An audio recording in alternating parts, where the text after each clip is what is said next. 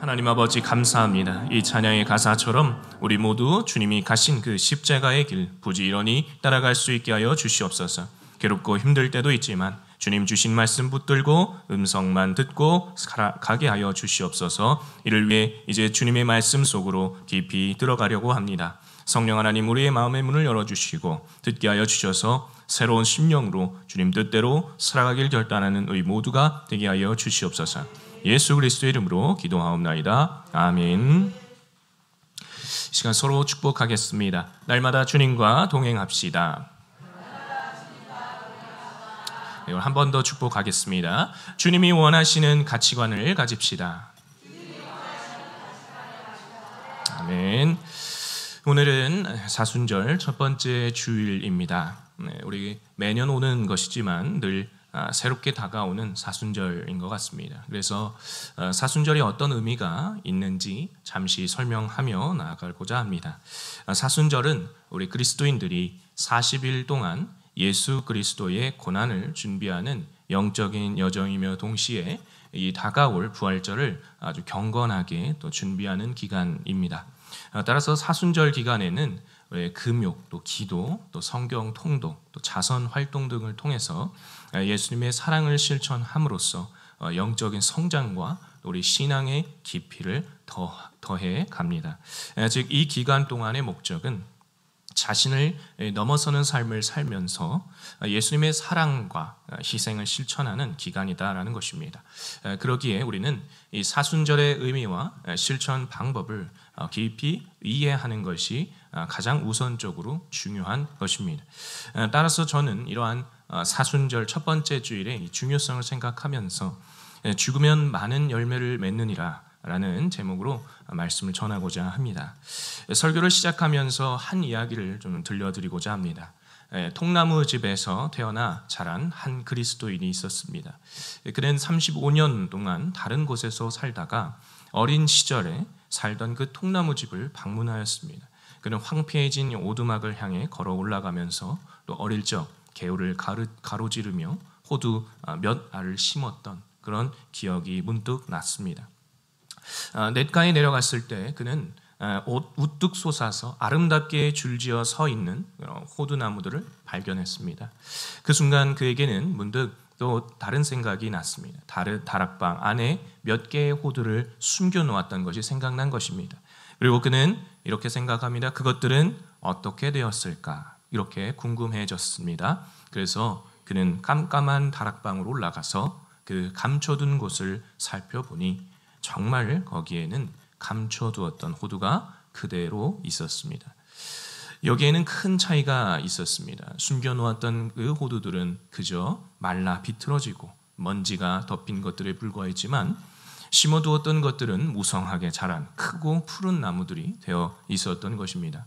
이 이야기는 오늘 우리가 읽은 본문에 등장하는 예수님의 말씀과 밀접한 연관이 있습니다. 본문 24절에서 예수님은 다음과 같이 말씀하십니다.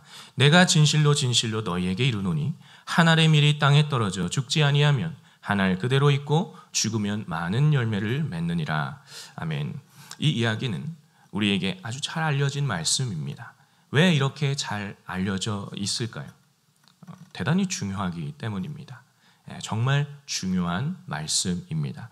왜냐하면 여기에 내가 진실로 진실로라는 이 표현, 예수님이 아주 특별히 어떤 중요한 교훈을 말씀하실 때 아주 지존하신 하나님의 권위로 강조하시는 표현이기 때문입니다. 그러면 왜 이렇게 예수님께서 강조를 하셨을까요? 이것은 예수님이 이 땅에 오신 이유와 정체성을 분명하게 알게 하는 그런 구절이기 때문입니다. 예수님이 이 땅에 오신 이유, 그것도 인간으로 나신 이유는 무엇입니까? 인간의 모든 질고와 또 죄를 친히 지고 죽으시기 위해서입니다. 곧 예수님의 30년간의 사생애 그리고 3년간의 이 공생의 기간, 우리 인간의 삶을 공감하고 철저하게 섬기며 희생하는 그런 여정을 담고 있는 것입니다. 요한복음 12장에서 주님은 결론적으로 제자들과 주변 사람들에게 과연 주님을 섬긴다라는 것이 무엇인가를 말씀하셨습니다. 본문 26절 상반절을 보시면 예수님은 사람이 나를 섬기려면 나를 따르라 라고 말씀하십니다. 이 본문 26절에만 섬긴다는 말이 사실 3번이나 들어 있습니다. 만약 우리가 이런 섬김과 희생이라는 큰 주제 없이 겉으로만 요한복음 12장 전체를 읽는다면 이 12장에 수록된 각각의 이야기들이 우리에게 과연 무엇을 말하는지 우리는 잘 모르게 됩니다. 만약 모르고 읽는다면 마리아가 마치 향유 옥합을 깨트린 이야기, 또는 헬라인들이 찾아온 이야기, 예수님께 찾아온 이야기, 또는 예수님이 예루살렘의 나귀를 타고 입성하실 때에 사람들이 호산나 찬송한 그 이야기들이 그저 서로 의미 없이 열거된 것처럼만 보일 것입니다. 따라서 우리는 요한복음 12장 모든 구절 전반에 흐르는 한 가지의 중심 메시지를 먼저 파악해 두어야 합니다. 그것은 곧 우리가 주 예수 그리스도를 어떻게 섬기는 것이 과연 바른가라는 것입니다. 마리아의 언니였던 마르다도 사실 주님을 섬긴다 열심히 그렇게 일을 했었고, 12명의 제자들도 예수님을 섬긴다면서 나름 열심히 따라다녔습니다. 심지어 헬라인들도 주님을 어떻게 하면 섬길 수 있는지 다가와 물었고요. 많은 유대인들도 예루살렘에서 호산나 찬송하며 하나님을 섬기려는 의지를 가지고 있었을 것입니다. 다 의미가 있고 분명히 귀한 행동입니다.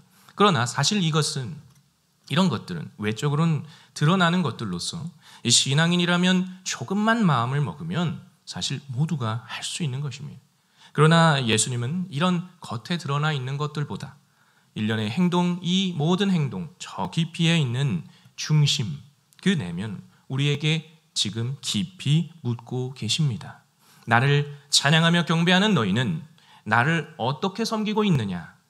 너희는 나를 어떻게 섬기는 자가 과연 바르다고 생각하느냐? 이렇게 말입니다.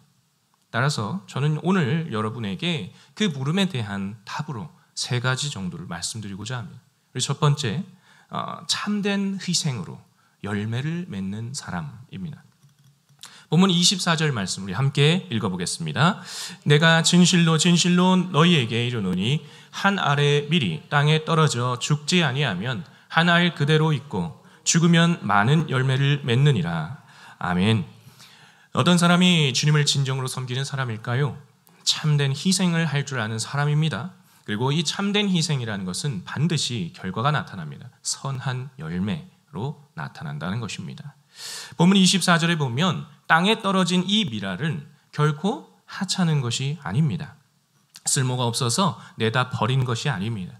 또 음식으로도 사용될 수 있지만 수많은 열매를 기대하고 이 심는 자가 정성껏 아주 땅에 정성껏 심은 것이, 알곡이 땅에 떨어져서 심기면 놀라운 일이 일어납니다. 한 알의 밀알이 한 그루의 이삭이 돼서 많은 열매들이 그로 말미암아 튼실하게 매달리게 됩니다. 여러분, 여기서 열매라는 것은 헬라어로 카르포스라고 하는데요. 이는 자손이라는 뜻도 있지만 영적으로는 결실, 산물이라고는 의미가 있습니다. 이것은 어떤 구체적인 행동으로 나타난 열매를 말합니다. 따라서 이 열매의 의미는 2가지의 또 의미가 또 담겨 있는데, 첫 번째로는 우리 예수님의 십자가 대속의 죽음으로 인해서 온 세계에 흩어진 하나님의 자녀들이 다시 하나가 된다라는 의미가 있습니다. 예수님은 하나님의 아들이십니다. 예수님은 하나님 우편에 앉아서, 즉 하나님 아버지와 동등한 자로서 온 우주를 다스리는 창조주이면서 동시에 구원주입니다. 그는 결코 죄를 짓고 세상으로 쫓겨온 분이 아닙니다. 이 땅에 죽어가는 수많은 사람들의 그 심령에 씨앗으로 심겨서 영원하고도 풍성한 생명을 확산시키고자 자원하여 오신 분입니다. 그래서 이 죄 없으신 분이 그 목적 때문에 죄를 지고 십자가에 달리셨습니다. 이에 대하여 잘 설명하는 말씀이 바로 이사야 53장 5절 말씀입니다. 우리 자막에 나옵니다. 함께 보며 읽도록 하겠습니다. 그가 찔림은 우리의 허물 때문이요 그가 상함은 우리의 죄악 때문이라. 그가 징계를 받음으로 우리는 평화를 누리고 그가 채찍에 맞음으로 우리는 나음을 받았도다. 아멘. 예수님은 우리의 죄악과 허물을 없애려고 대신 찔리고 상하셨습니다. 우리의 평화와 치유를 위해서 대신 징계를 지시고 받고 채찍에 맞으셨습니다. 십자가는 우리 대신 희생하신 예수님의 사랑을 잘 보여줍니다. 그런 예수님이 기꺼이 희생 제물이 되셔서 철저하게 죽으심으로 우리가 죄사함을 받고 자유를 얻고 이 생명, 새로운 생명을 얻게 된 것이죠. 이것이 땅에 떨어진 밀알로 얻는 열매의 가장 중요한 의미입니다. 우리는 그런 예수님의 가치 있는 희생을 늘 고맙게 여기고 또 적극적으로 살아내야 합니다. 그리고 예수님의 아름다운 희생이 헛되지 않도록 더욱 우리 예수님을 잘 믿고 주어진 이 새 생명 누리며 살아가야 할 것입니다. 예수님의 값진 희생이 고귀하게 빛나도록 우리는 십자가를 더욱 자랑하며 살아가야 할 것입니다. 따라서 이 열매에 또 두 번째 의미가 반드시 따라오게 되어 있는데요. 그 두 번째는 우리는 우리에게 이 고귀한 희생을 실천하신 예수님의 뒤를 따라 희생하는 삶을 살게 된다는 것입니다. 이것은 우리 예수님을 우리가 믿음으로써 새 생명을 가지게 된 우리가 예수 그리스도의 삶을 본받아서 이 세상을 하나님 뜻대로 변화시켜 간다. 그런 의미가 또한 있습니다. 지난 교회사의 모든 역사 속에서 우리는 이러한 사실이 이미 실현이 되었고요. 지금도 그렇게 실현이 되고 있으며 앞으로도 계속해서 그 하나님의 역사는 멈추지 않을 것임을 믿고 있습니다. 왜 그렇습니까? 바로 우리가 그 길을 걸어간 믿음의 선조들의 또한 산 열매들이기 때문입니다. 저는 사실 저번 연도에 항존직으로 비택되신 우리 성도님들 모시고 양화진 우리 선교 유적지를 다녀온 적이 있습니다. 이곳에는 일제 암흑기 우리 한민족을 위해서 자신의 인생을 헌신했던 외국인 선교사님들 500명이 묻혀 있는 곳입니다. 이들은 당시 세상에서 덜 알려졌던 나라 코레아 거기에 이 복음의 빛을 나누기 위해서 왔어요. 이들은 선교활동, 한국 사회사업의 유공자들로서 한민족에게 병원과 학교의 설립과 같은 이 모든 사회제도뿐 아니라 신분제 그리고 남존여비 관습 그런 사상의 철폐 그리고 그런 무형의 이런 정신세계까지에도 지대한 선한 영향을 끼쳐주었습니다. 그들은 풍토병으로 인해 죽기도 하고 또 심한 핍박도 받았죠. 그런데 그런 풍토병으로 인한 죽음과 심한 핍박에도 불구하고 이들을 통해 뿌려진 이 복음의 씨앗들 오늘날 한국교회와 또 사회 전반에 걸쳐 많은 열매를 맺고 있습니다. 대표적인 선교사로서는 헐버트도 있고요. 언더우드도 있고 또 아펜젤러 등 여러 선교사님들이 있죠. 참으로 힘들었던 그 격동의 시기에 이들의 값진 희생은 오늘날 우리 대한민국에 이렇게 예수의 복음이 터지는 데 아주 지대한 공헌을 하게 되었습니다. 오늘의 우리가 있게 된 이유는 바로 그 믿음의 선조들의 숭고한 희생이 있었기 때문입니다. 그러면 이제 어떤 질문이 좀 따라올 것입니다. 믿음의 선조들은 과연 어떤 사람들이었길래 그들의 중심에 무엇이 과연 있었길래 이렇게 희생해서 2000년이 넘도록 그리스도인이라는 이 풍성한 열매를 우리는 계속해서 주렁주렁 맺어가고 있었는가? 그런 질문 말입니다. 그 답은 그들이 포기할 것을 포기할 줄 아는 사람이었다라는 것입니다. 우리들이 이렇게 예수님을 믿고 구원받을 수 있게 된 것은 예수님을 전하다가 피 흘려 죽어가던 그 믿음의 선조들이 한 알의 밀이 되어 떨어져 철저하게 죽어서 열매를 맺었기 때문입니다. 그 열매가 바로 우리라고 아까 말씀드렸죠. 이러한 믿음의 선조들이 열매를 맺을 수 있었던 이유는 곧 자기 생명을 포기했기 때문이었습니다. 여기서 중요한 단어는 포기입니다. 그런데 여기서의 포기는 그저 내가 해오던 것 또는 꼭 해야 되는 일을 잠깐 하다가 힘겹다고 그만두는 그런 포기가 아닙니다. 여기에서의 포기는 너무도 아름다운 포기지요. 아주 고귀한 포기예요. 아주 의지적인 포기입니다. 우리 주님의 영광이 드러나게 되는 포기다 이 말씀입니다. 그렇다면 본문 25절 말씀 이번에도 우리 다 같이 함께 읽어보도록 하겠습니다. 자기의 생명을 사랑하는 자는 잃어버릴 것이요 이 세상에서 자기의 생명을 미워하는 자는 영생하도록 보전하리라. 아멘. 여기서 예수님은 우리에게 포기를 가르치십니다. 여기서 예수님이 자기 생명을 미워한다라고 말씀하신 것은 바로 자기 생명을 포기한다라는 걸 말합니다. 여러분이 이 세상에서 여러분은 복음 다음으로, 예수님 다음으로 중요한 것이 무엇이라 생각하십니까? 조금씩은 다를 수도 있겠지만 공통된 것은 분명 내 생명일 것입니다. 그런데 지금 당장 내 생명을 미워하라 이렇게 하면 열심히 살아가고 있는 여러분 중에 몇 분 이미 이 말씀이 내가 지금 당장 순교해야 하는 건가? 이런 말로 또한 다가올 수도 있습니다. 그런데 여기서의 포기는 생명처럼 중요하다 붙잡는 그것과 직결되는 그 모든 것, 생명처럼 중요하다 생각되는 그 모든 것들 포고하다는 개념입니다. 즉 예수님, 이 모든 것들보다 가장 우선하는 것이 무엇이냐, 즉 우선순위가 무엇이냐, 그것이 정말 하나님과 관련된 일이냐, 아니면 각자 너의 개인적인 그냥 그런 일이냐, 이것을 말씀하고 계신 것입니다.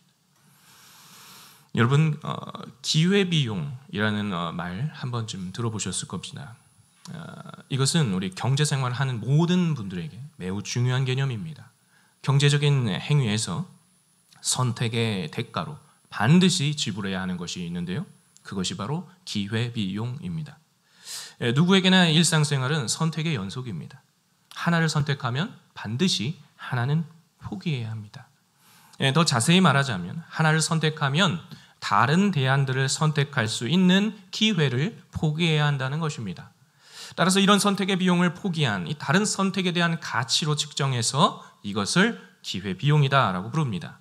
예를 들면 이런 것입니다. 고등학교를 졸업하는 친구들을 예를 들어보겠습니다. 두 가지 부류가 있습니다. 한 부류는 대학을 진학하지 않고 바로 사회로 나가서 직장 생활하는 경우가 있죠.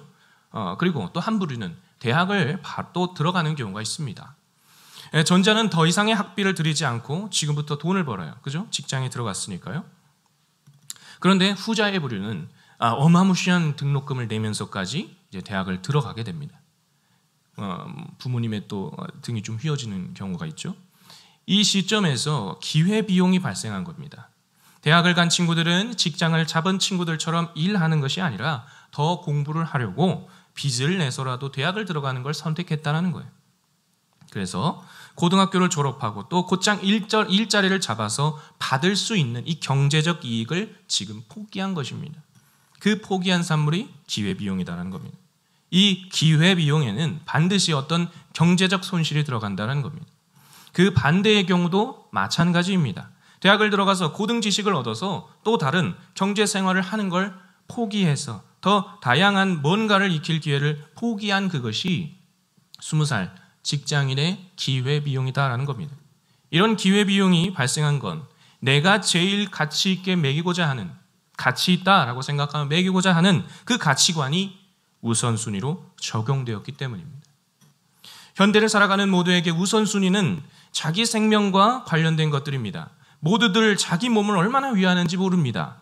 몸에 좋다고 하면 아무리 비싸도 개의치 않고 먹습니다. 온갖 좋다는 것, 온갖 좋다는 그 모든 좋은 것, 자기 생명 보존하기 위해서, 내 생명이 만족하기 위해서 먹고 즐깁니다.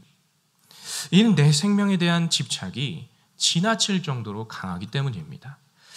목회자를 포함한 모든 신앙인들 간혹 자기 생명과 복음을 놓고 헷갈리는 경우가 있습니다.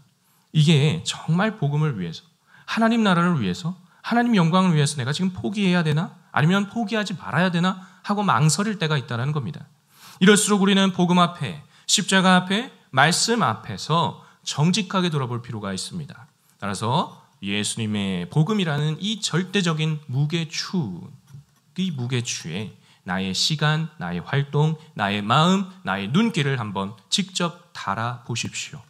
그러면 그게 얼마나 가벼운 것들이었는가를 새삼 느끼게 될 것입니다. 이걸 확인하는 시간이 바로 지금 여기서 예배드리는 이 시간입니다. 이처럼 예수님은 우리에게 영적인 기회비용을 말씀하십니다. 예수님은 그 기회비용을 복음과 우리의 생명을 달아 말씀하시는 것입니다. 여러분은 무엇을 제일의 가치관으로 삼으며 무엇을 우선순위로 삼고 계십니까?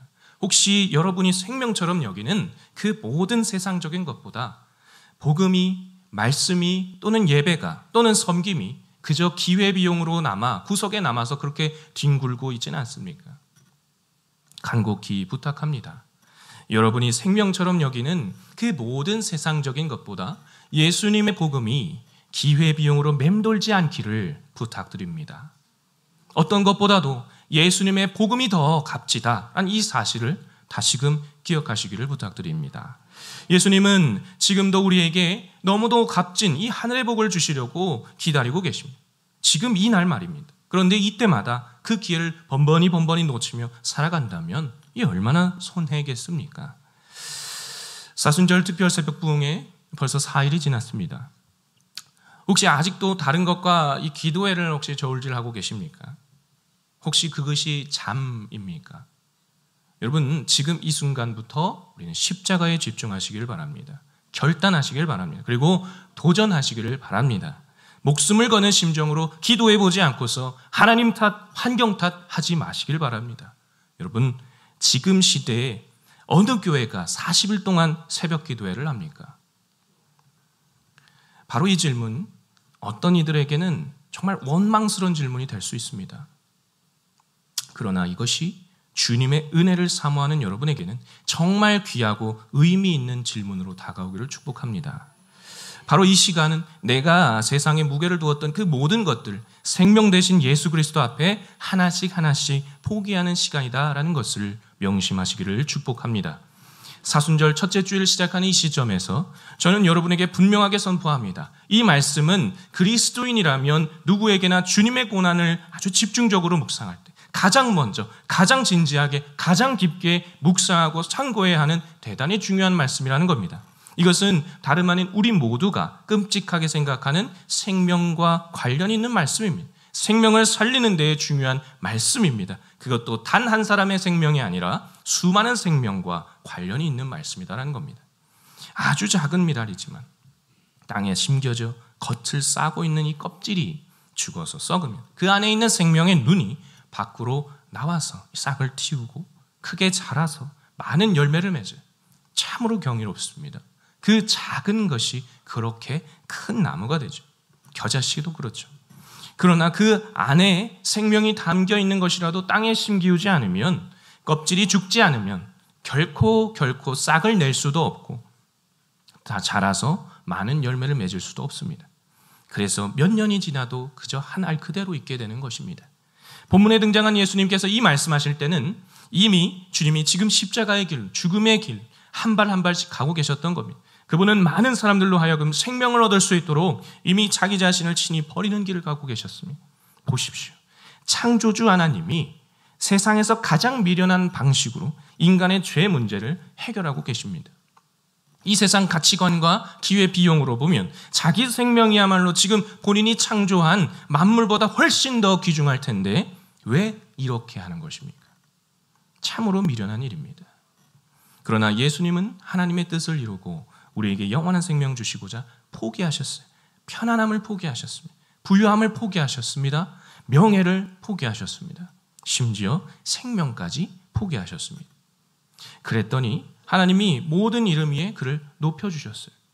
빌립보서 2장에서 그는 근본 하나님의 본체시나 하나님과 동등됨을 취할 것을 여기지 아니하시고 오히려 자기를 비워 종의 형체를 가지시고 사람들과 같이 되셨고 하나님의 본체로서 하나님과 동등됨 취할 것까지 포기하셨다는 것. 그래서 종의 형상 그렇게 입고 세상에 오셨습니다. 완벽한 포기를 택하신 것이죠. 그런데 이 예수님의 이 행동에 아주 중요한 비밀이 담겨 있습니다. 하늘의 미랄이 되어 죽으신 이 예수님 안에 있던 그 생명의 씨앗이 아무 소망 없는 많은 죄인들에게 심겨져서 구원의 열매를 맺혔고 부활의 열매가 되었다라는 것이죠. 이것이 바로 창조주 하나님의 섭리요 능력입니다. 한 회사에서 사원을 뽑으면서 입사시험 문제를 냈습니다. 거센 폭풍이 몰아치는 밤길에 당신은 차를 운전하고 있습니다. 버스 정류장에서는 세 사람이 차를 기다리고 있습니다. 한시 바삐 병원에 가야 살 수 있는 할머니, 당신의 생명을 구해준 적이 있는 의사, 꿈에 그리던 이상형. 그런데 당신의 차에는 단 한 명만 태울 수 있습니다. 어떤 사람을 태우겠습니까? 이때 200명의 경쟁자를 제치고 채용된 한 사람이 써낸 답이 있는데 과연 그것이 무엇인지 한번 말씀드리겠습니다. 할머니를 병원으로 모셔다 드리도록 의사 선생님께 차 열쇠를 드리겠습니다. 그리고 전 이상형과 함께 버스를 기다리고요. 이게 답이었습니다. 여러분 이해되셨죠? 얼마나 지혜로운 답변입니까? 이처럼 내 것이라는 것에 매여서 집착을 포기할 때 우리는 더 많은 것을 얻을 수 있습니다. 정말 소중한 것을 얻을 수 있다는 겁니다. 시야를 열고 나를 버리면 많은 사람이 행복해질 수 있습니다. 우리의 구원을 위해서 최고의 것을 포기하신 우리 주님, 오늘도 기꺼이 포기하는 자를 찾고 계십니다. 온갖 하늘의 귀한 선물을 주시고자 포기하고 손을 펴라 라고 이렇게 말씀하십니다. 그러나 사람들은 손에 쥔 걸 빼앗길까 봐 더욱 꼭 쥐고 포기하려 하지 않습니다.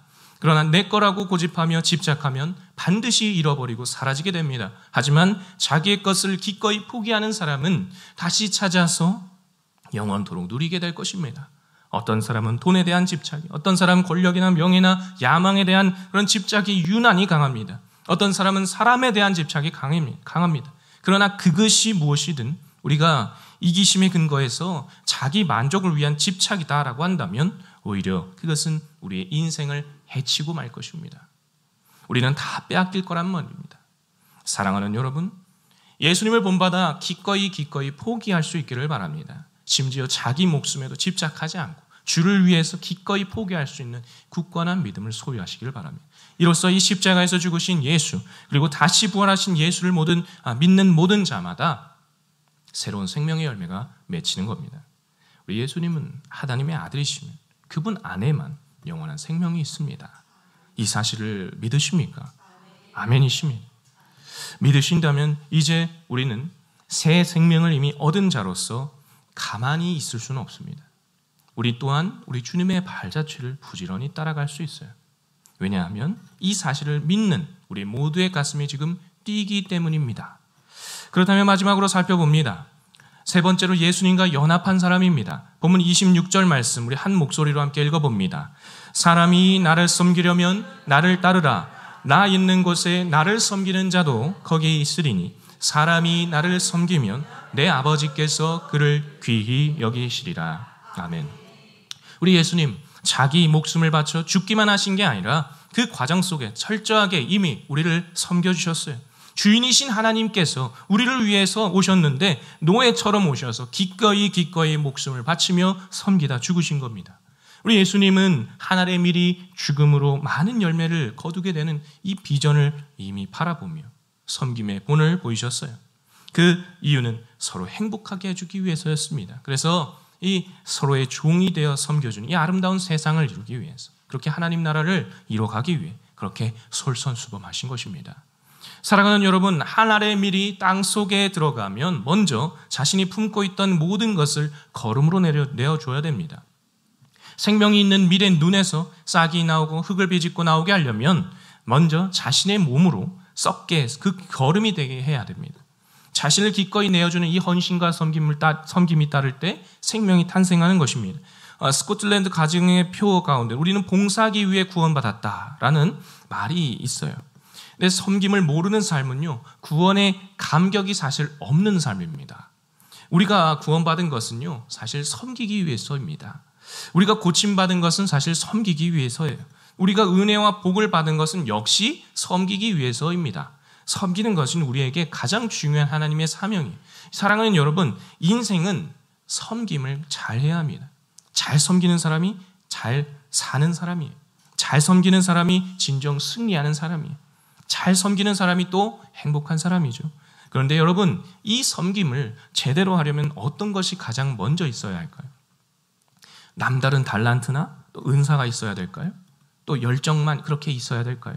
아닙니다. 그것보다 먼저 선행되어야 하는 것, 바로 그리스도와의 연합이 먼저 있어야 합니다.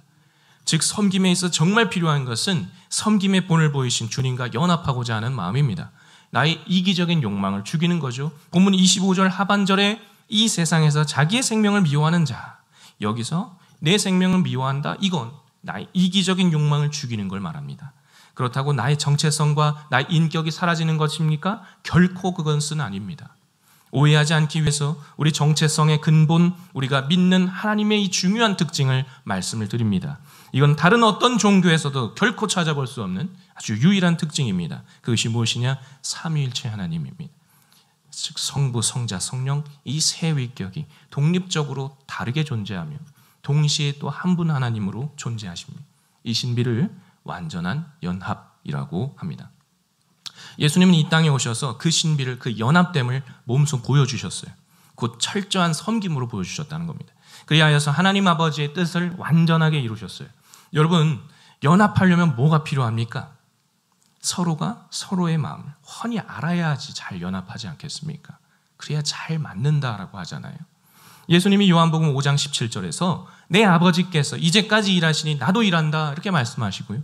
요한복음 17장 8절에서 나는 아버지께서 내게 주신 말씀들을 그들에게 주었다 이렇게 말씀하셨습니다. 예수님이 하나님 아버지의 뜻대로 하나의 오차도 없이 완벽하게 행하셨다는 거죠. 왜 그렇습니까? 예수님이 아버지 하나님의 마음을 너무 잘 아셨기 때문입니다. 이것이 바로 연합하는 자의 태도입니다. 예수님이 자기 뜻만 고집했다면 구원의 역사는 결코 일어나지 않았을 것입니다. 이처럼 지체로 모인 우리에게도 이 태도가 필요합니다. 먼저 우리가 이기적인 욕망, 집착, 죽이지 않는다면 우리는 그대로 그냥 있을 겁니다. 즉 우리가 자존심, 체면, 이기심에 사로잡혀서 예수님과 타인을 진정으로 섬길 줄 모른다면 우리는 언제까지나 하나님 그대로만 존재할 겁니다. 성장도 없고 열매도 없고 세상에 아무 영향도 끼치지 못한 채로 그대로 있다가 말라 죽고 말 뿐입니다. 따라서 우리의 마음 중심에 그리스도 중심으로 연합하고자 한다면 우리는 비로소 선한 열매를 많이 맺는 교회가 될 것입니다. 헬라인들처럼 지식으로 접근하는 것이 잘 믿는 것입니까? 지식인들만 많으면 여러분 좋을 것 같습니까? 결코 아닙니다. 또는 한편으로 유대인들처럼 기적과 표적과 능력으로만 접근해 보십시오. 그것만으로는 결코 주님의 마음을 알 수가 없습니다. 여러분, 교회는 왜 있습니까? 주님을 따르기 위해 있습니다. 주님을 따른다는 건 주님을 섬긴다는 것이고요. 그것은 연합과 같은 말입니다. 즉 연합과 섬김은 결코 뗄래야 뗄 수 없는 것입니다. 연합의 중심은 섬김으로 반드시 나타나고요. 섬김의 중심에는 연합으로 반드시 나타납니다. 사랑하는 여러분, 말씀을 맺습니다. 저는 지금까지 여러분과 함께 이 길을 가는 것에 진심으로 기쁘고 또 앞날이 기대됩니다. 우리의 지나온 섬김의 여정 다시 한번 떠올려 보십시오. 여러분은 누구를 따라서 하셨습니까? 우리는 결국 나사렛 예수 그리스도를 따라온 것이고요. 지금도 따라가는 줄로 믿습니다. 우리는 앞으로도 영원히 주님만 따를 것입니다. 그러기 위해서 이 세 가지 키워드를 반드시 기억하시길 바랍니다. 하늘의 밀이 땅에 떨어져 죽는다는 의미, 첫째, 참된 희생으로 열매를 맺는 것, 둘째, 참된 포기이고 셋째, 참된 연합이다라는 것입니다. 이런 이 세 가지 일 보여주는 이 한 사람을 소개하고 마치려고 합니다. 사실 오늘 12장 본문의 앞절 1절부터 8절에는요. 예수님의 발에 향유를 부은 여인이 나옵니다. 이 여인 자신의 머리털로 예수님의 발을 씻기는 참 희생을 실천해요. 그리고 그녀는 귀한 옥합을 깨트려서 진정으로 귀한 자를 위해서 재물을 포기할 줄도 알았어요. 그리고 죽음으로 점점 다가가신 우리 예수님 얼마나 가치 있는가, 그분이 얼마나 가치 있는가를 보여주었습니다. 그리하여서 예수님과의 이 참된 연합의 본을 보여주었어요. 그래서 우리 주님은 마가복음 14장 9절에서 이렇게 말씀하세요. 이 여자를 온 천하에 어디에서든지 복음이 전파되는 것에는 이 여자가 행한 일도 말하여 그를 기억하리라. 이렇게 칭찬하십니다. 이 여자의 행함 여러분 지금도 이렇게 회자되며 열매를 맺고 있지 않습니까? 사랑하는 여러분, 이제 우리 차례입니다. 오늘은 특별히 장기기중운동본부와 함께하는 이 생명 나눔 예배 이렇게 드려지는 주일입니다. 이따가 또 2부 때 섬기시는 이 목사님께서 이제 또 오셔서 설교를 하실 테지만 오늘 들은 이 세 가지 키워드, 희생, 포기, 연합, 이것을 우리가 생각하며 그 말씀을 생각하며 우리 적극적으로 구체적인 실천을 할 기회가 왔다라고 생각합니다. 우리의 이제 한 번에 또 귀한 결단으로 한 사람이 하나님의 부르심을 또 받을 때에 그 순간 수많은 생명을 의미 있게 살리며 또 주님께 나아간다는 것, 우리 주님께서는 얼마나 기뻐하시겠습니까? 우리 이 사실을 꼭 기억하시기를 바랍니다. 우리 모두 또 그렇게 힘차게 또 결단하면서 우리 주님 부르심 앞으로 계속해서 전진해 나가시길 주님의 이름으로 축원합니다. 기도하겠습니다. 하나님 아버지, 오늘 우리에게 참 희생과 포기와 연합을 다시금 결심하게 하시니 감사합니다. 오늘 우리는 이미 주님의 사랑을 많이 받았습니다. 많이 누렸습니다. 이제 우리 차례입니다. 사순절 첫 주일 예수님이 걸어가신 그 고난의 길 묵상할 때 그저 힘드셨겠다 생각하는 것이 아니라 그 고난이 우리에게도 의미 있게 다가오게 하시고 우리의 의미 있는 결단이 우리가 죽었을 그때에도 수많은 생명을 살리는 고귀한 일이 될 수 있음을 다시금 또한 기억하는 우리 모두가 되게 하여 주시옵소서. 예수 그리스도의 이름으로 기도합니다. 아멘.